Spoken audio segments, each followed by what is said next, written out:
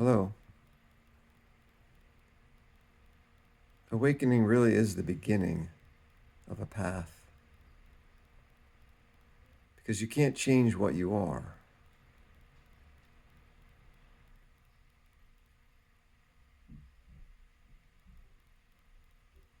The only thing that changes is what you are not.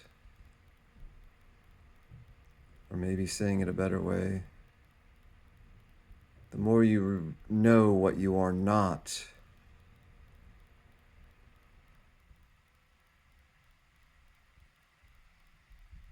the more it changes, or the easier it can change.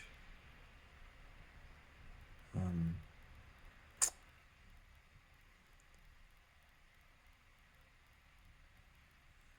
yeah, so um, awakening seems to be in degrees, so that the less identified with the self that you are, less identified with thoughts,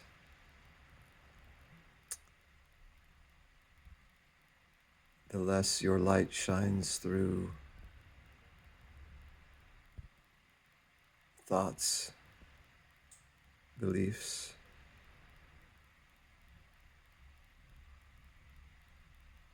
the more it just can change on its own.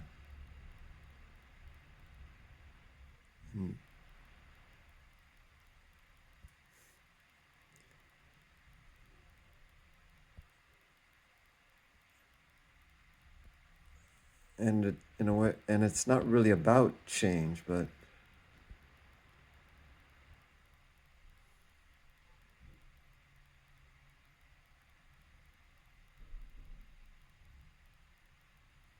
it just happens.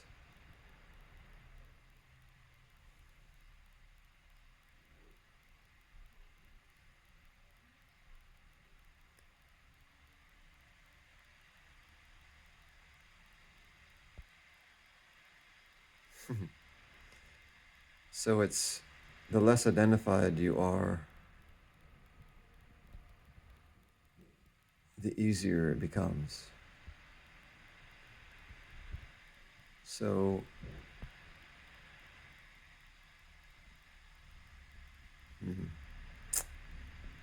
you can do shadow work ahead of time, but in a way it doesn't mean very much.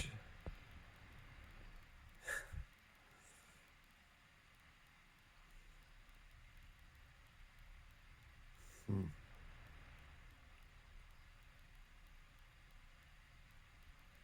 Still, none of it relates to what you are. It's still all what you are not.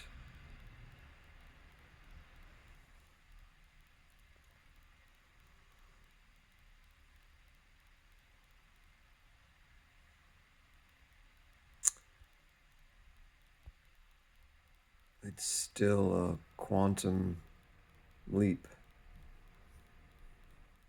I think quantum even covers it. It's still an infinite leap from what you are not to what you are. So they're not in the same category.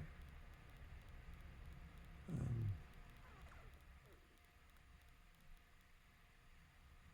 but again, there's something about being impeccable in this reality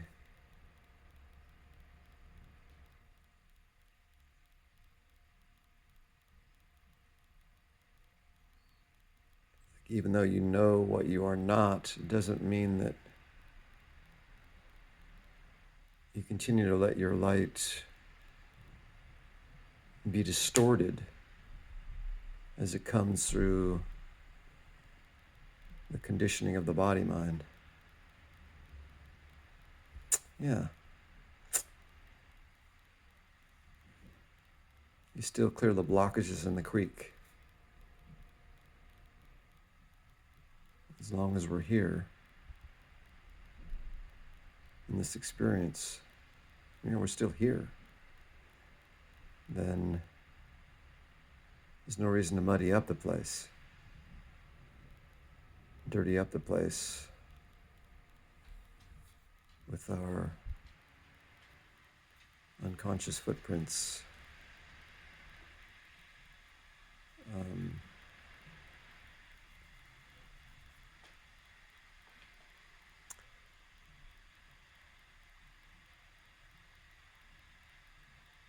This is the cool thing. What if you ask the deepest, quietest part of yourself, like, to what extent am I identified with thoughts or the self or with the body mind?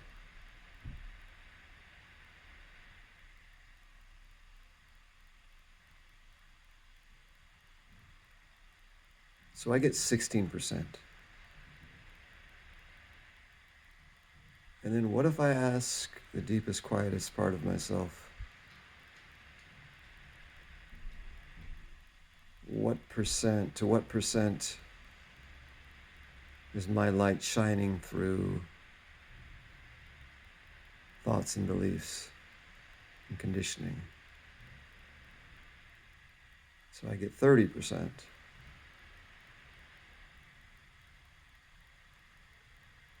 So you see the disparity, which makes sense.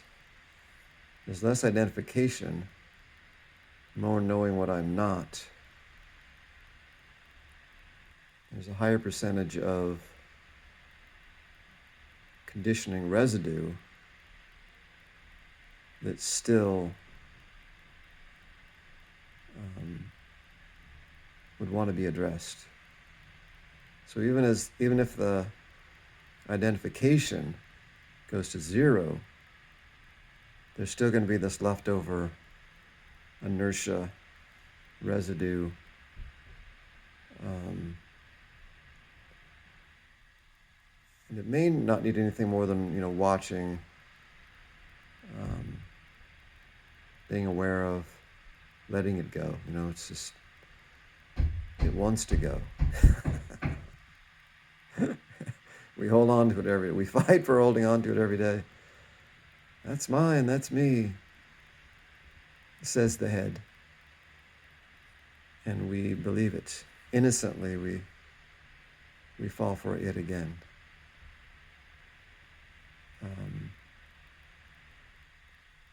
And again, we don't go looking for trouble. You never have to go looking for trouble. Trouble finds you. So, the crazy thing about the ego, the identification structure, the self-thing mechanism,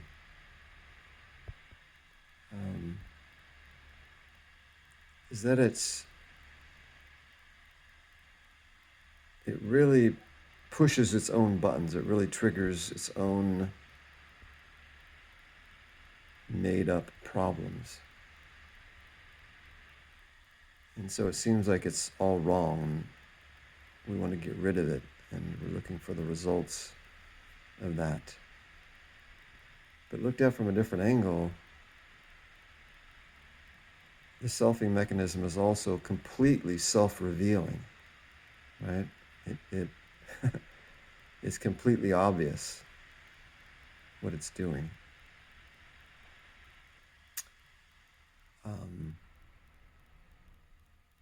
It's just the resistance, right? It's buying into the resistance of the head. It keeps you on the back side of the wave. It keeps you being crushed by the waves of selfing pounding against you. But with a little bit of separation, or observing, or clear seeing, or observing,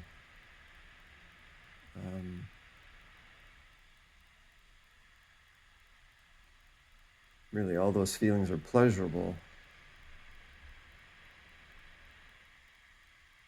to what you really are. Um, and they're completely self-obvious. So they show you every single button that you have. They really line up the triggers, the buttons, like on a mantle right in front of you. Things that are in the way of your manifestation, your clear, authentic, natural manifestation. Again, languaging is not very good for any of this. But it's like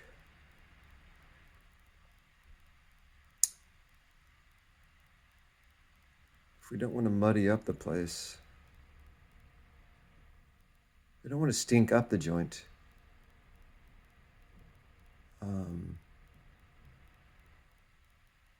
Then that shadow work is right there. Live your life, go through your daily life. Stuff comes up with a little separation, neutrality. The buttons line up on the mantle, and boom, there it is. To be released.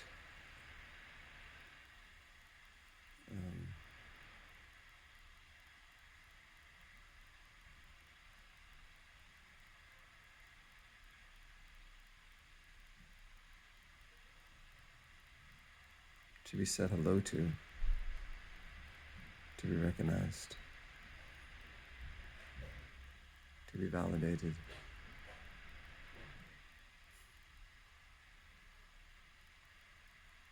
To be heard.